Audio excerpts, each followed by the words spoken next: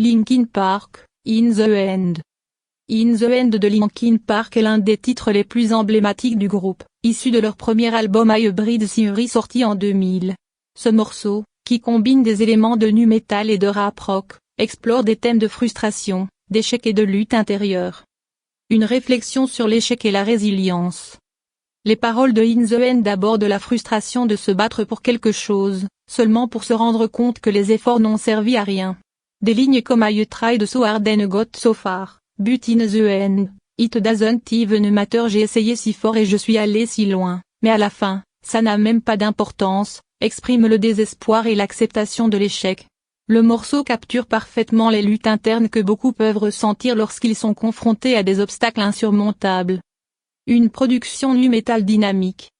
La production de In the End est un mélange parfait de guitares puissantes, de beats hip-hop et de sons électroniques, caractéristiques du style nu metal de Linkin Park. Les riffs de guitare sont percutants, tandis que les rythmes électroniques ajoutent une couche d'intensité émotionnelle au morceau. La combinaison du rap de Mike Shinoda et des cris de Chester Bennington crée une dynamique unique qui rend la chanson à la fois brute et mélodique. Une performance vocale intense. Chester Bennington et Mike Shinoda offrent des performances vocales puissantes et complémentaires.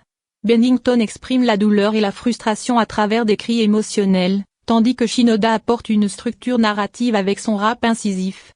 Leur synergie donne au morceau une intensité émotionnelle qui résonne profondément avec les auditeurs.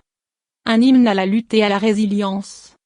En résumé, In the End de Linkin Park est un hymne à la lutte, à l'échec et à la résilience, avec une production nu metal dynamique et des performances vocales intenses. Le morceau reste l'une des chansons les plus influentes et les plus emblématiques du groupe, capturant l'essence des luttes internes que beaucoup de gens traversent.